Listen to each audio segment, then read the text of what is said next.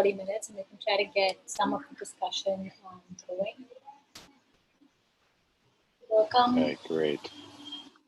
Okay, I think without further ado, I'm just going to jump in straight. And welcome everybody to E27 webinar. I'm really sorry once again for the delay. I'm Millie from the E27 content team, and we started the webinar series to facilitate learning and development of the startup community in India. And so far, we've done quite a few episodes, and I hope you've all enjoyed that. Today, we have William Paulin of SOSV, as we all know. He's a general partner at SOSV, which is an accelerator VC, and they've also been recently rated as the most active VC in the world. What we're going to discuss with William today and draw from his extensive experience is his ideas about cash flow. We all know that's a burning problem ever since the pandemic struck for a lot of startups. And William, we have a lot of startups in the house. So one of the things that we're trying to discuss today is how do startups manage these? How to, what's the whole idea around profitability, which is something William has been championing for a while, and I think advises to a bunch of his portfolio companies. So before we jump right in, to speak about startups and cash flows, William, can you tell us a little bit about what you guys do at SOSV and what's your investing philosophy and what's the year so far been like for you guys?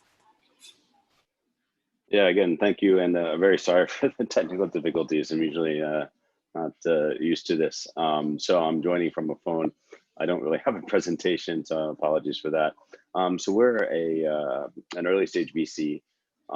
We have 740 million under management, and we're quite different from traditional VCs in three major ways. One is that we are global. So there are many global VCs, but they have a team for each geography. Whereas for us, each of the partners invests everywhere around the world. The second thing is that, if we tried to everybody doing everything, we'd all be dead by now. So we actually focus on verticals, right? So we have our hardware partners, we have our biotech partners, food tech and ag tech partners, and Oscar and I run what we call cross-border internet or internet and software. And what we do is help companies go cross-border. So the last thing is there are many different ways that VCs differentiate yourselves. Most people think that there are lots of startups and few VCs. We believe that there are many, many VCs to choose from. And we're all vying for the good startups. And so the way we deliver value, we must look at ourselves as not just investors, but really service providers. And we deliver that value through accelerators. And we've iterated on that model. So right now our programs are 6 months, pretty intense. But then we move beyond that and we continue to support post-accelerator as a traditional VC would. Now we have tried to do that on scale. We've invested in 1,000 companies. We do invest about 150 companies per year. And so so it's quite a large number of companies to support. And the way we can do this is through our mentors. We have over 400 mentors. We have 10 EIRs, experts in residence and entrepreneurs in residence. I've probably got one of the largest VC teams for cross-border internet. We have 34 full-time. And then, and so this is, and then we have our partners. So the last thing I'd say is that, as a startup, you need to have an unfair advantage, something that you do better than anybody else, like a superpower, because it's very difficult to do, something that's never been done before, or to do something that a lot of people are trying to do. And they might have more money than you, they might have more support than you, they might have better connections than you. So you need to have a superpower. And we think that it's the same thing for us. We run our VC like a startup. Really lean and I don't know, not too mean, but very lean. And our superpower on the enterprise side is we help companies sell into large corporate. And so we're pretty good at SaaS too, selling SaaS, but large corporate is specialty. We're engaged with over 200 multinationals. We run innovation programs for over 30 multinationals and 24 Fortune 1000 companies invested in our fund.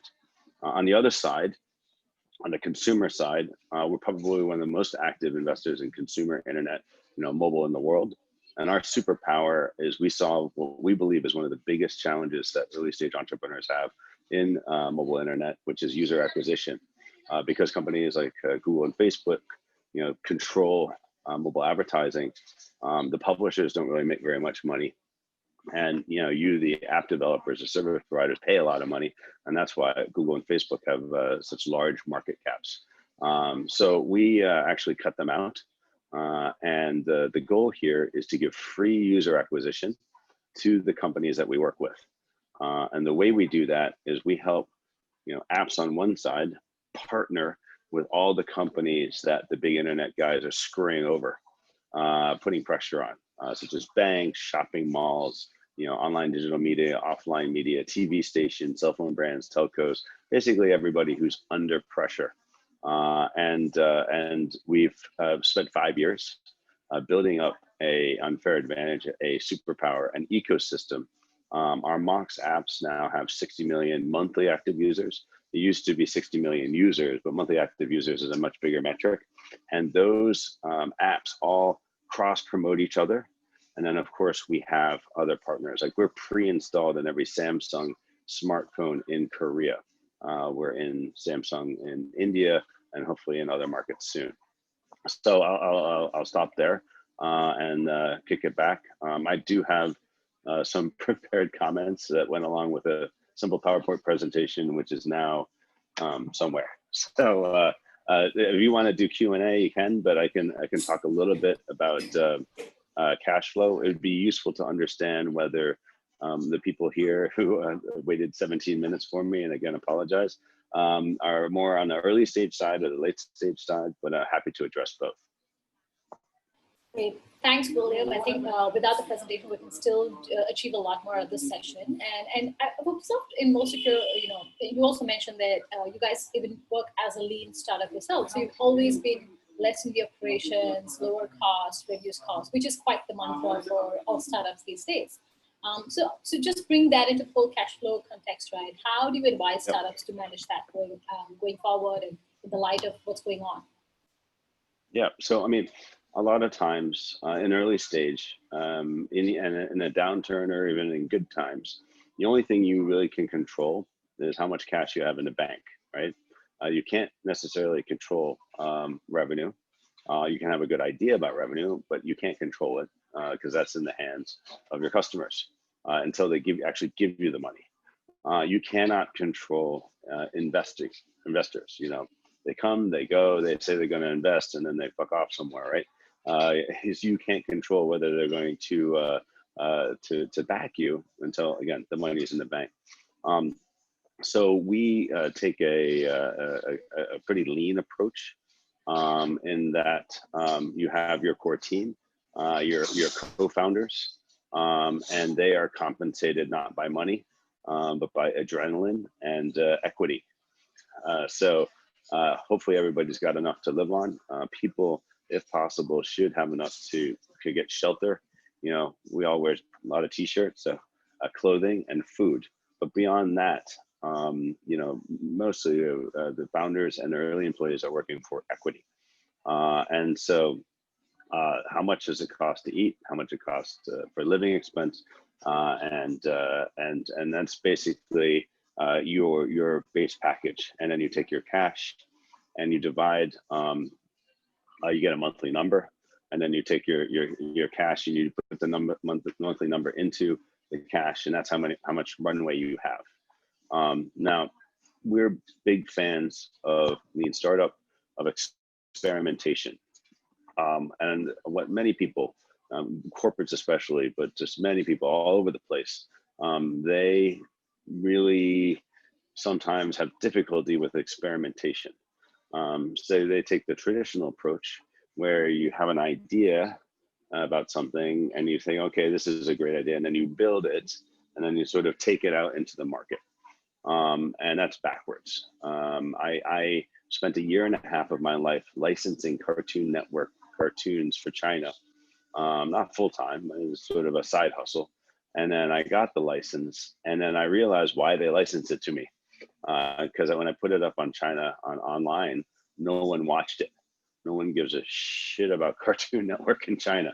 And so if I had just pirated it, stuck it up on the internet, and of course I would have taken it down and seen whether people actually watched the video and liked the video and shared the video before going out and spending all that time licensing it, I would have saved a lot of time, a lot of effort.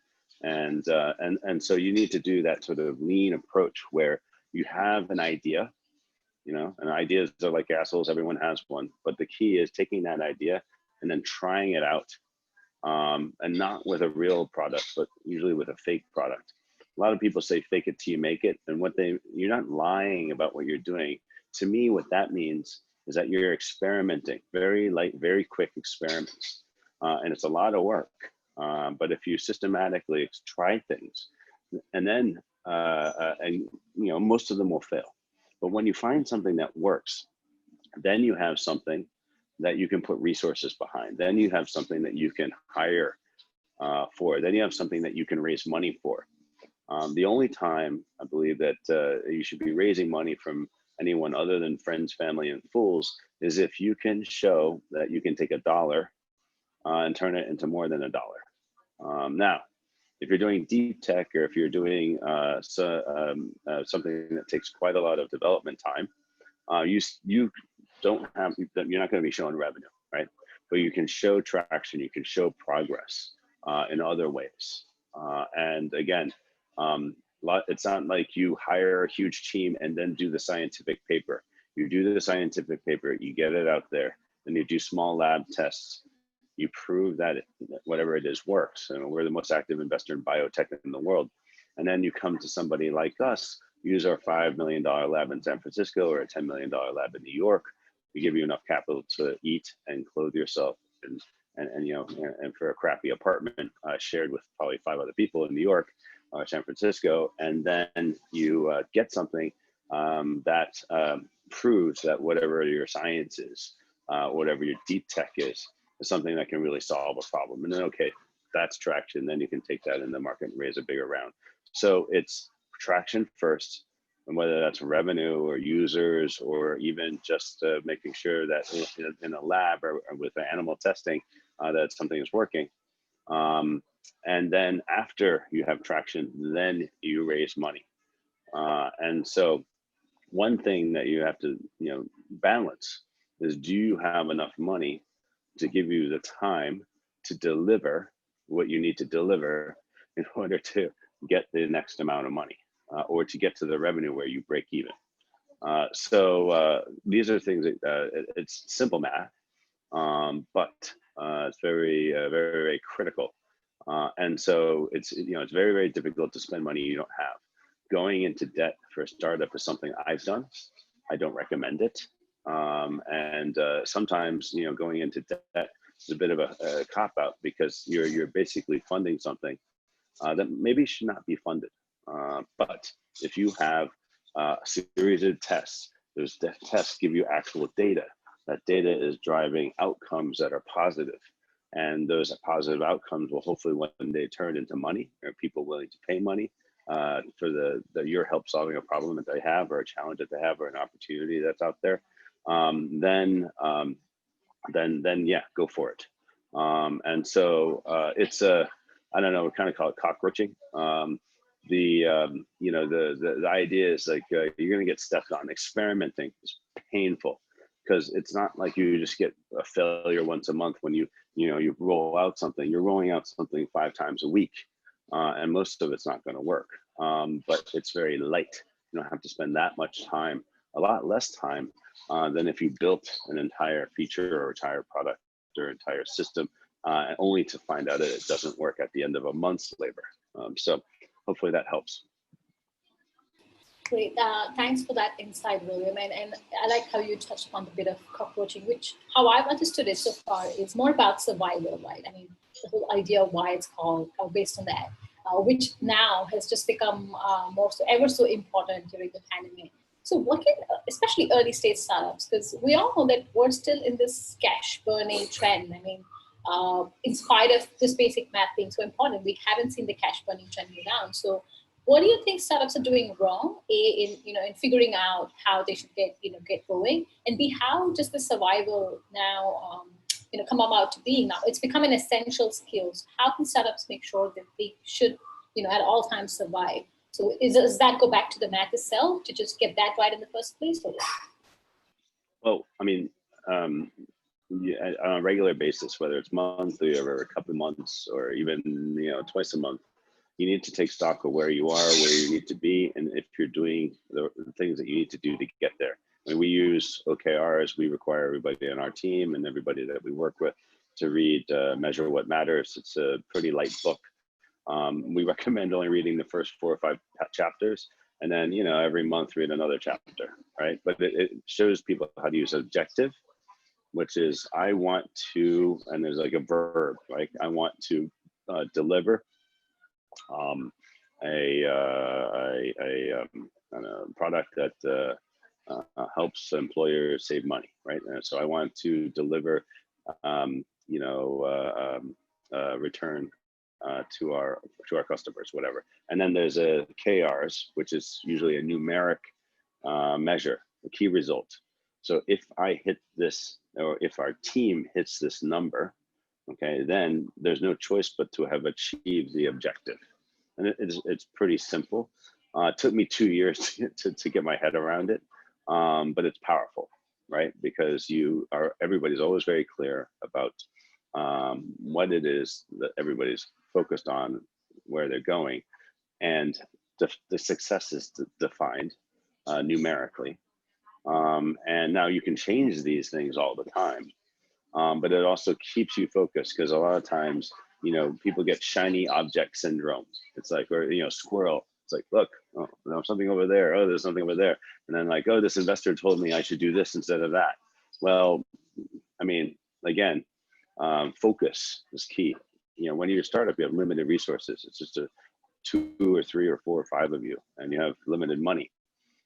So a lot of people liken it to, a gun. If you're SoftBank Vision and you drop $100 million on a company, they have a machine gun and lots of bullets, and they're spraying all over the place. But if you're an early stage startup, you've got a single shot pistol and 3 bullets, so you better freaking aim, right?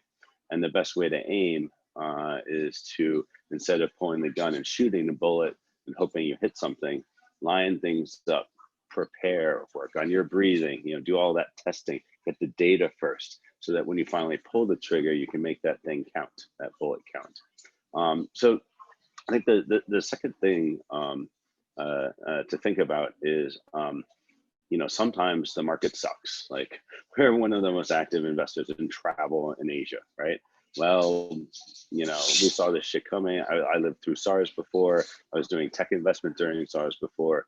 And we went to our travel portfolio companies, and you have a choice. You can either not do travel anymore, or you can go into hibernation, fire your entire team, and like figure out something to do on the side until travel comes back. We had companies lay off 40 people, and they went down to just the founding team, and they're actually making money helping our other companies sell, because the CEO could sell you your own car to you and make you happy about it. He's very good at sales. And we had other companies who, instead of selling makeup, took their data and their AI targeting and their chat bot, and instead of selling travel, they're selling makeup, right? They're selling lifestyle goods. And because it's AI, it's basically optimized, they just flipped over. And now they're, as of June, travel, they were doing over $1 million in GMV per month, and almost 2 million in January. They went to like $6,000 in February. Now they're way up over $1 million again as of June, July, and they're profitable, selling makeup, right? Nothing to do with travel.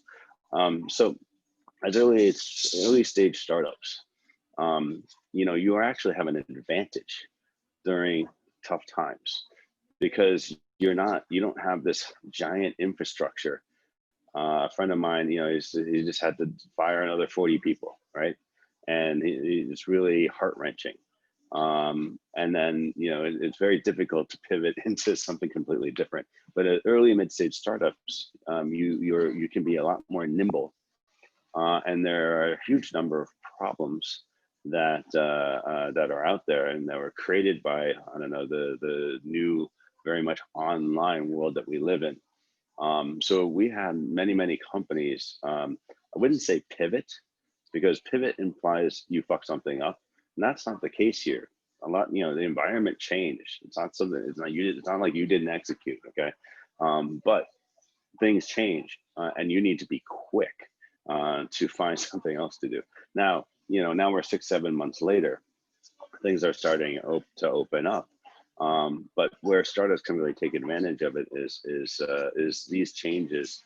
If you're really testing things out, then you can expand the business or go into an adjacent business or change the business altogether. So I'll give you an example. We had a company who was doing, food delivery. Well, nobody was allowed to deliver any food. The restaurants were closed, in a lockdown, nothing was happening, right? But because China got hit first, I'm based in China, and this company is like in South Asia where it got hit later. We said, okay, in China, what happened was all the grocery supermarket, mom and pop, it was all delivery, right? Enabling local food, like selling rice and vegetables and stuff like that, to deliver was a big thing here in China. So even before Southeast Asia, South Asia, like Pakistan, India got hit, we had already changed the software to support not restaurants, but small mom and pop supermarkets and grocery stores. And when the shit hit the fan in those markets, we were ready for it. One of the, use your size, your small size, as an advantage. A lot of people think being small is bad, but actually small can help you. And then the last thing is that a lot of people think that you need to have VC money, right? It's like, oh, I raised money and then put out a press release. Everybody says, good job. Well, raising VC money is not sort of like the start, right? And hopefully they gave it to you because you're doing something right. So it is a milestone, but it's not necessarily something you want to do. So one of the biggest mistakes companies make is taking VC money. Like a lot of companies just shouldn't take VC money. The only time, there's something like there's like a VC-backed company in the lifestyle business, right? Lifestyle businesses, it sounds bad, but lifestyle businesses provide an amazing lifestyle, and you can get really rich doing it. And there's nothing wrong with lifestyle business. I mean, my college roommate, my freshman roommate from university, he got a lifestyle business, and 20 years in, he's paying himself $7 million a year. He sold his company for over 300 million to a private equity firm, and now he's got like 7 Porsches, 2 Ferraris, and I don't know, a bunch of other shit that he thinks is fun, right? So nothing wrong with lifestyle businesses. Now, if you're going to take VC money, when should you take it? The time to take VC money is when you know you can take that money and turn like $1 into more than $1, right? So the tests work. You on a very small scale or on a small scale, you've got channels or you've got customers, you've got clients, and things are going well, right? So if you take this money in, then you can grow, right?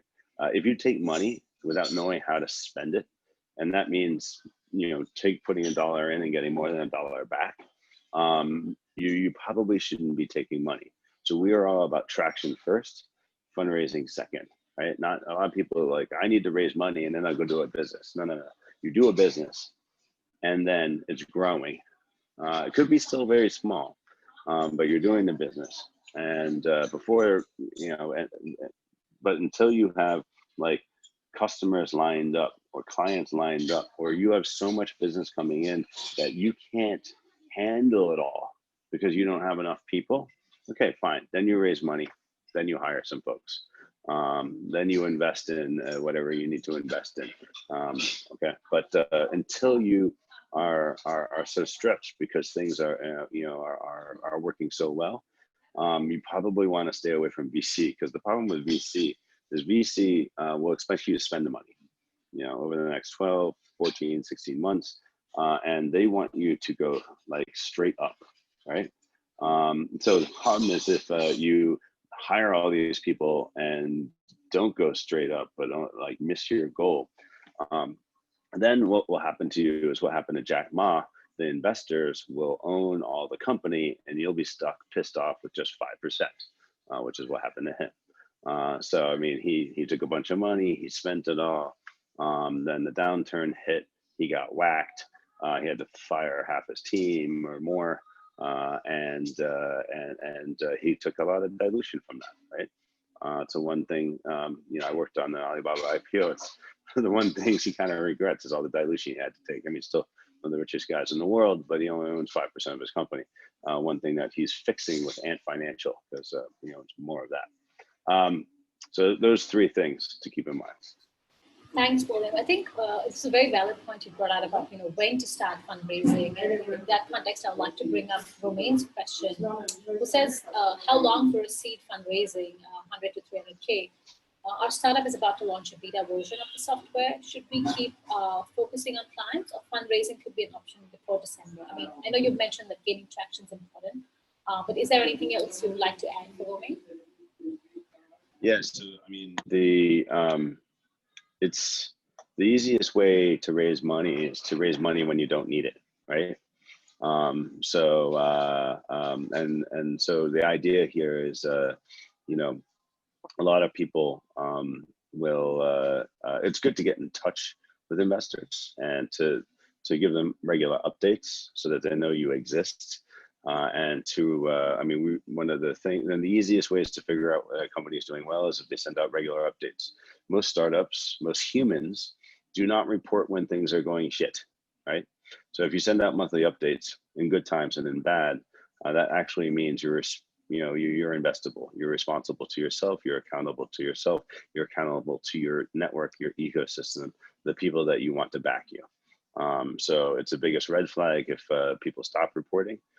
You know, sending out, you know, regular, consistent updates. They don't have to be every month, but maybe every 2 months. As long as they're consistent, you know, that's great. But the going out there and making a full press to go fundraise, it's usually a good time to do it after you've got something to talk about. Okay. So if now is the time to talk about something, great. But if you're about to launch your beta,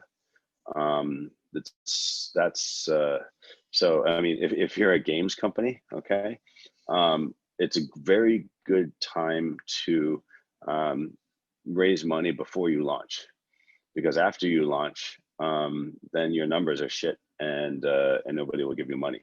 Before you launch, people use their imagination and they're like, this is going to be amazing, and they give you money. It's a lot harder to raise after you launch than before you launch.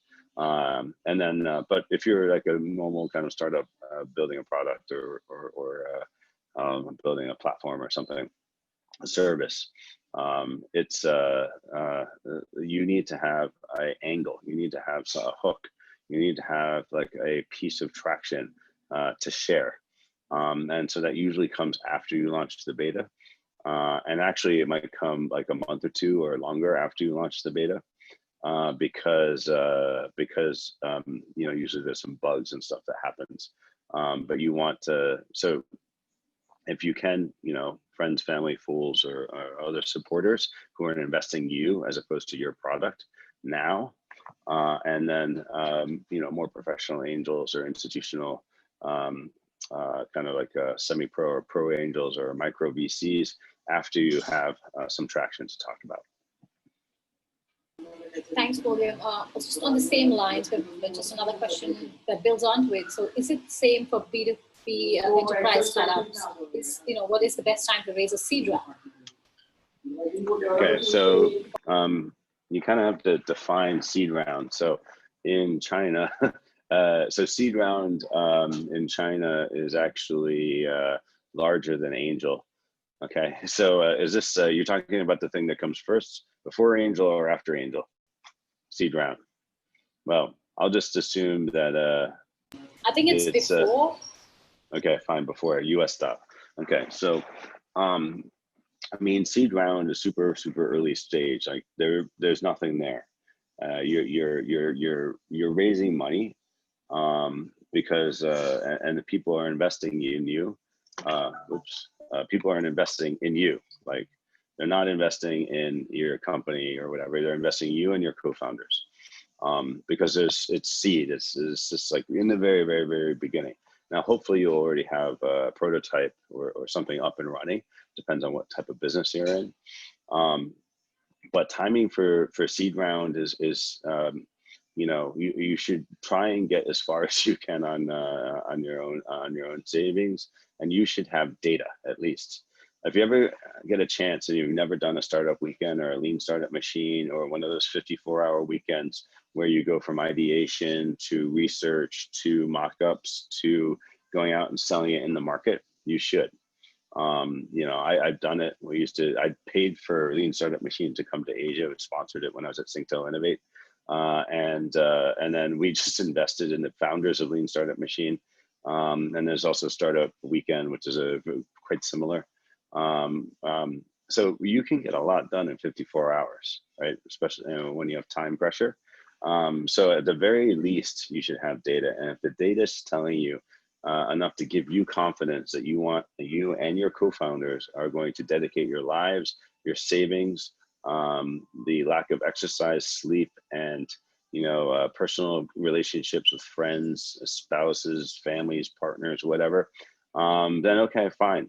Then it's probably okay to go out and raise the seed, but let the data tell you.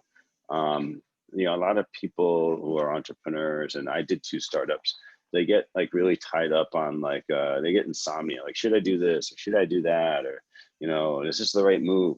And one thing I wouldn't say make startup relaxing, but if you make a list of all those things and as efficiently as possible, try them out and get data around them. The uncertainties will still be there, but they should be fewer, and your insomnia should go away. The other thing I use for insomnia is David just clarified that he was also asking about how about seed after angel. So is that the same kind of flow? No, it's a larger money. Okay. So seed after angel is so usually it's depends on which market you're in, but it's in Asia, Southeast Asia, it might be like 500K. In the US, it might be 1 to 2 million. And so for seed, you should have something out in the market. It could be beta, it could be limited release. It could be pilots, hopefully paid pilots if you're doing B2B. There should be something out there proven. And so, I mean, a lot of our companies, we help them go raise seed. We help them, it depends on how you sell, but for us, seed is like 1 to 3 million. That's for us like seed, or maybe you want to call it a pre-A, whatever. But when you're going out to the market to raise 1 to 3 million, you have traction. You have numbers. You have at least some chart that's going up and to the right, whether it's users or engagement or retention or hopefully revenue, because we do consumer and enterprise and SaaS. Usually there's some revenue in there. It might be friendlies or it might be pilots, but you've got people who are willing is that you're doing. And so it's a lot of, I say in the US, it's a lot more expensive to start up. Like, people require much higher salaries because the standard of the cost of living, is oftentimes quite a lot higher. And so people, a lot of people like get mortgages because it's a lot easier to get a mortgage in the US than in a lot of countries in the world. So they have a higher cash burn. And, the Bay Area, I think the poverty rate is $130,000 a year. So, you have the seed is a bit bigger. But whether it's a 500 or 800K seed in Southeast Asia or a $1.5 to $2 million seed in the Bay Area, there should be something definitely there. I mean, if our company, so I guess it's basically more about having the traction and your data beta version going. I remember you mentioned a little bit about your time at SoftBank and so can you talk a little bit about your journey to SOSV and all the time you spent before and the kind of things you learned, because that's, I guess, majorly influenced what you're doing today. Yeah, I think, I'll just drop 3 things here. One is, and this is very, very difficult and painful, try and understand yourself. in the sense of try and understand what you're good at and what you suck at and what you're like middling at. Oftentimes it has something to do with what you're interested in. But yeah, it took me a little while to realize what I suck at, right? But and then once you understand, usually you understand what you're good at, but you don't realize that you suck at certain things, and that you need to find people who are better than you, or like superstars in other areas, right? That's why we generally don't invest in companies that have single founder, because very few people are good at everything. So you have product, tech, and sales, sort of communication, talking, fundraising. That's the normal three, but 2 out of 3. We oftentimes don't invest in companies without a technical co-founder, but it's not a role. So understand what you suck at. So as for me, I was a shitty CEO. I'm not very good at well, I could do fundraising side, but managing people, especially at the time, something I have very little interest in. And for me, if I don't have interest in it, I'd rather do something else. And when you are a CEO and you don't actually manage, it's like goes to shit. So so my second startup, I was not the CEO, and that was a good choice. But what I'm really good at is helping other people with positioning, with BD, with fundraising. And I'm pretty good at understanding how all the different pieces of the market fit together.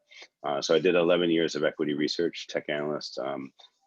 Started covering internet in Asia in 2003, 2004 with Deutsche Bank. Worked on the Alibaba IPO. Worked on the Kingsoft IPO, where the head of engineering, Lei Jin, later went on to start Xiaomi. So meeting these guys in 05, 06, Jack Ma, had dinner with him like 3 or 4 times back in the sort of the 05, 06 period. And that was like a kind of a wake up, because it's like, I'm explaining China internet, and I'm helping people understand the market here. And then they're making lots of money. And I'm doing okay, but at that time I was like 32. It's like, maybe I should hop and try something new. So I was ranked, top, one of the top tech analysts in Asia, and I quit and switched to early stage VC with SoftBank, SoftBank China India. We got 50 million from SoftBank, early stage fund. Then we got another 50 million from Cisco. This is 2007 to 2010, and we made pretty much every single mistake a VC could possibly make. We did basically went out looking for early stage startups because that's what it said in our PPM, and like in our business plan, basically, we followed the business plan instead of being flexible and reacting to the market. One of our friends who did the Series A in JD.com brought us the Series B, and we looked at the unit economics, like from a banker's perspective, and like, shit, these guys are spending $1 to make 20 cents. This makes no fucking sense. But we probably should have done the Series B in JD.com. Oops. So 4 years there, but over the 4 years, I learned a lot. I did 2 startups on the side during that time, and that was a brutal, painful experience. The second one was a lot more successful than the first one because I wasn't the CEO. And then I wanted to continue, but we didn't do a second fund at SoftBank. So I joined Singtel Innovate to run North Asia, and they're like a corporate VC. And so my role is to, again, do cross-border. Before cross-border was sexy, 2010 to 2014. And I got a really deep understanding of how dysfunctional telecom carriers are. And that was quite useful. Our job was to try and fix the telco, use technology, use new business models to help fix the business telco model. And if you look at Reliance Jio today in India, they're doing that very well. That's the model I tried to build for Singtel. And that's the model I'm building today at Chinaccelerator and Mox. With our Mox, our mobile accelerator, is basically the Reliance Jio model for everyone else. So the learnings back then, keep on learning, always learning. The learnings back then was like, the old way of doing things is going to get disrupted by these super apps, and super apps do everything. They put pressure on everybody. And the only way it's, people can make money is if they, cooperate and change. So the old way is you pay for advertising. And what we are doing is we're giving the advertising away for free in return for revenue share. Now, of course, if your product sucks, there's no revenue, and there's no revenue, there's no revenue to share, and then nobody's going to give you the promotion. So you do have to have an amazing product that people love. But with Mox, we don't have any competition to invest in any of these companies because their unit economics is like JD.com. They would have to spend $1 to make 20 cents. Well, now we can bring them into our ecosystem and we change the rules, right? And so they make the 20 cents and then they share 7 cents. So they're making money, their partners are making money.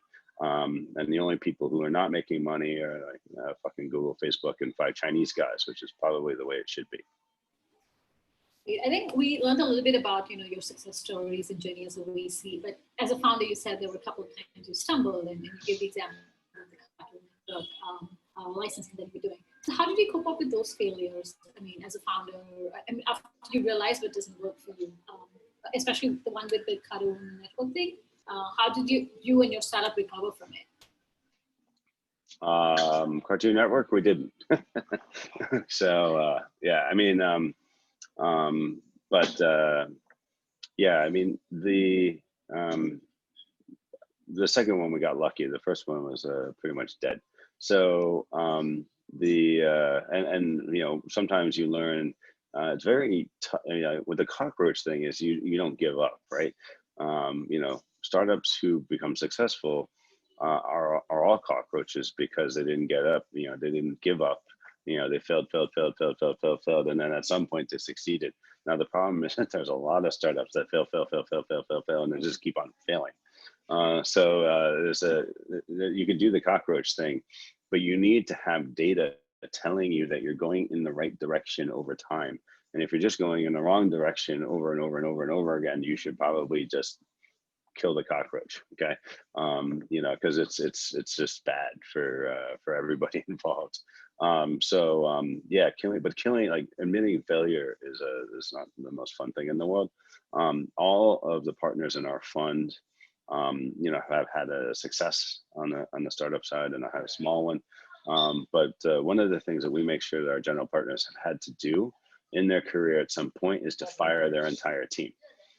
Because if you have not gone through that, it's very difficult to do early stage, to be empathetic to early stage entrepreneurs. You cannot like watch that on TV. You have to go through it. For us, we've all gone through it, and so it's tough. Yeah, the one thing that we like with accelerators and with having our 400 mentors is that you're not doing it alone.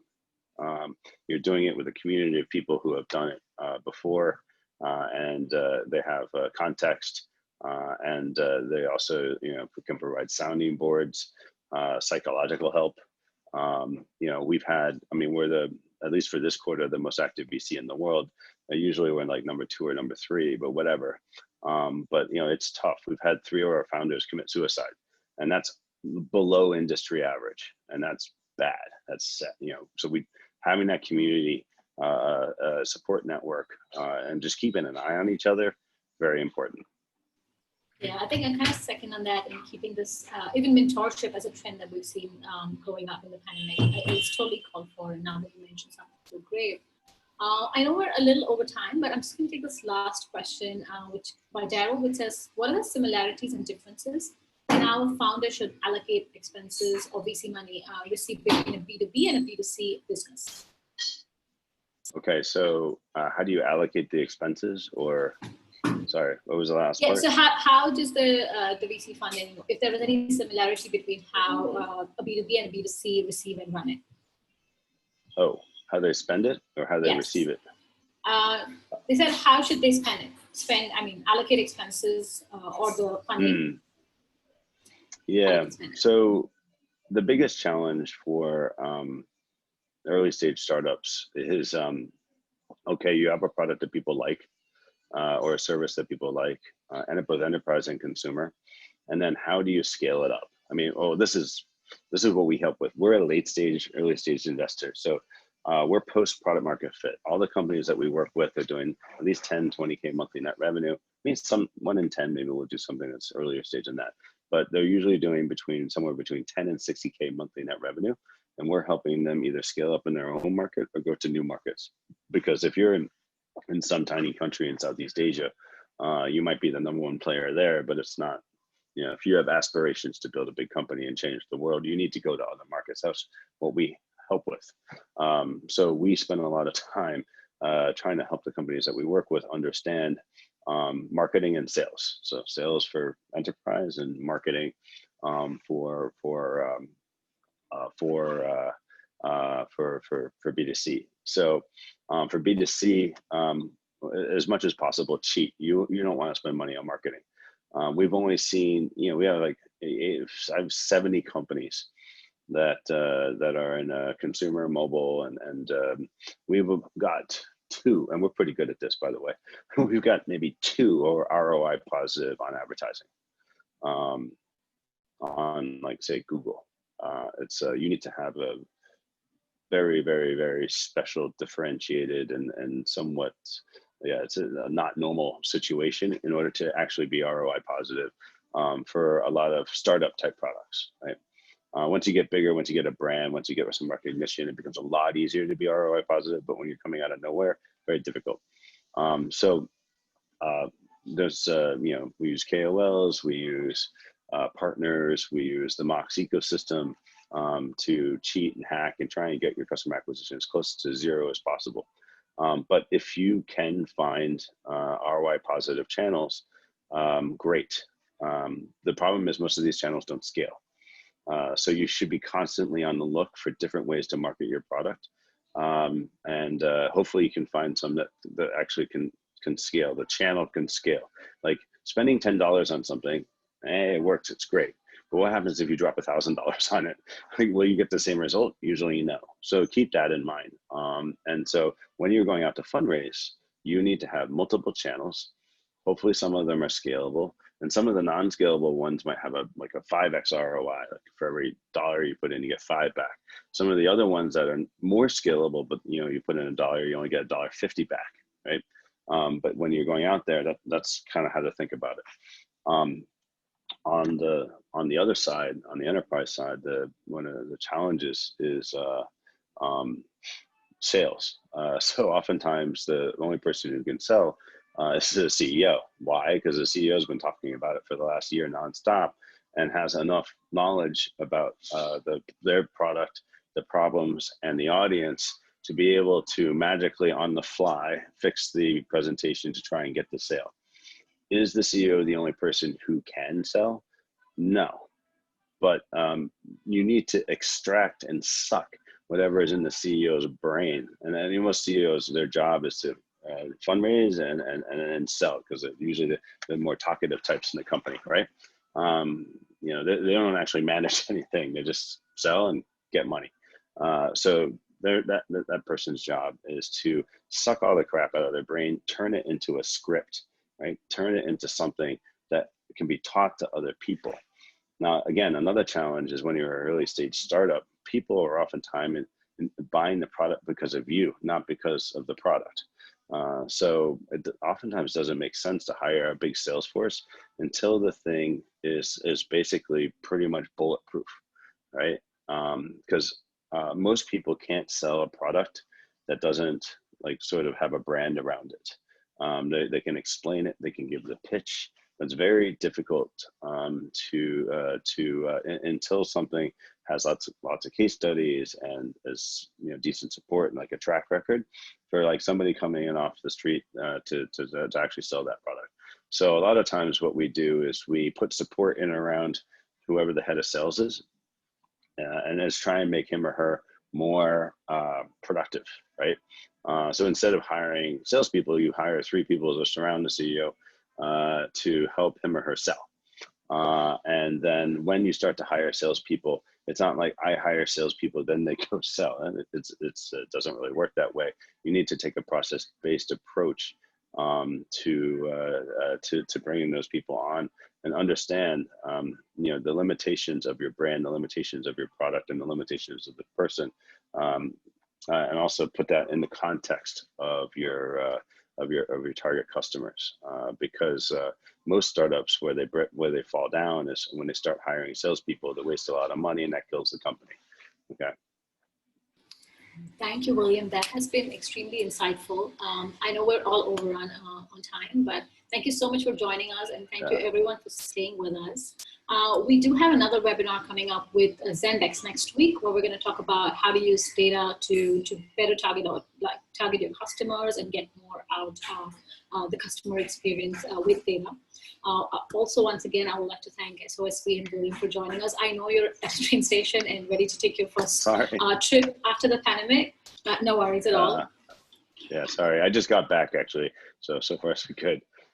Hey, sorry, I was late and I screwed up the Zoom. Apologies. Really sorry about that. Thanks, everybody, for staying. It was a pleasure having you. Thank you. And guys, if you had enjoyed the webinar, please take the feedback and let us know what we can do to improve it. Thank you, William. Thank you, Liz. And thank you, everybody, for joining and tuning in. Thanks, David. Bye-bye. Thanks, everybody. Bye.